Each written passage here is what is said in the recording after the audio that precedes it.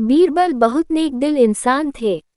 वह सदैव दान करते रहते थे और इतना ही नहीं, बादशाह से मिलने वाले इनाम को भी ज्यादातर गरीबों और दीन दुखियों में बांट देते थे, परंतु इसके बावजूद भी उनके पास धन की कोई कमी न थी। दान देने के साथ साथ बीरबल इस बात से भी चौकन्ने रहते थे कि कपटी व्यक्ति उन्हें अपनी दीनता दिखाकर ठग न लें। ऐसे ही अकबर बादशाह ने दरबारियों के साथ मिलकर एक योजना बनाई कि देखें कि सच्चे दीन दुखियों की पहचान बीरबल को हो पाती है या नहीं। बादशाह ने अपने एक सैनिक को वेश बदलवा कर दीनहीन अवस्था में बीरबल के पास भेजा कि अगर वह आर्थिक सहायता के रूप में बीरबल से कुछ ले आएगा तो अकबर की ओर से उसे इनाम मिलेगा।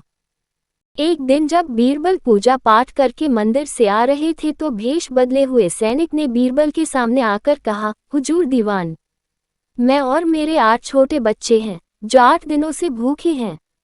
भगवान का कहना है कि भूखों को खाना खिलाना बहुत पुण्य का कार्य है।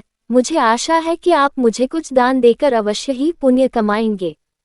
बीरबल ने उस आदमी को सिर से पांव तक देखा और एक क्षण में ही पहचान लिया कि वह ऐसा नहीं है जैसा वह दिखावा कर रहा है। बीरबल मन ही मन मुस्कुराए और बिना कुछ बोले ही उस रास्ते पर चल पड़े जहां से होकर एक नदी पार करनी पड़ती थी। वह व्यक्ति भी बीरबल के पीछे पीछे चलता रहा। बीरबल ने नदी पार करने के लिए जूती उतारकर हाथ में ले ली। उस व्यक्ति ने भी अपने पैर की फटी पुरानी जूती हाथ में लेने का प्रयास किया।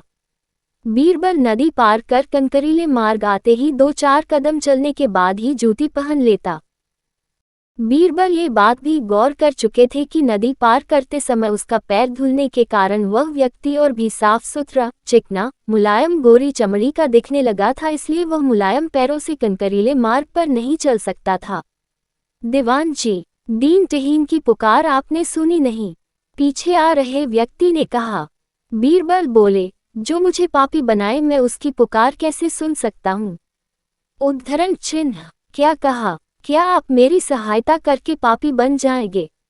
हाँ, वह इसलिए कि शास्त्रों में लिखा है कि बच्चे का जन्म होने से पहले ही भगवान उसके भोजन का प्रबंध करते हुए उसकी माँ के स्तनों में दूध दे देता है, उसके लिए भोजन की व्यवस्था भी कर देता है। ये भी कहा जाता है कि भगवान इंसान को भूखा उठाता है पर भूखा सुलाता नहीं है। इन सब बातों के बाद भी तुम अपने आप को 8 दिन से भूखा कह रहे हो।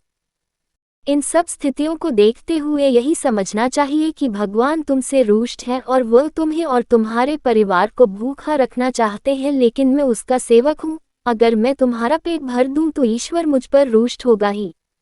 मैं ईश्वर के विरुद्ध नहीं जा सकता, न बाबा ना। मैं तुम्हें भोजन नहीं करा सकता, क्योंकि यह सब कोई पापी ही कर सकता है।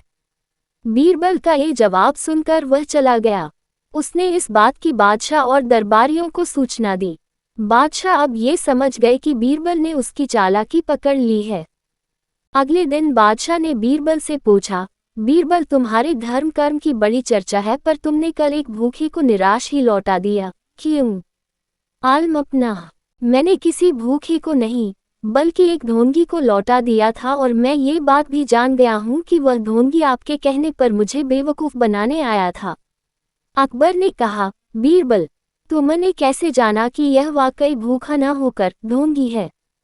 उसके पैरों और पैरों की चप्पल देखकर ये सच है कि उसने अच्छा भेष बनाया था, मगर उसके पैरों की चप्पल कीमती थी। बीरबल ने आगे कहा, माना कि चप्पल उसे भीख में मिल सकती थी, पर उसके कोमल मुलायम पैर तो भीख में नहीं मिले थे, इसलिए कंक की गलन सहन न कर सके।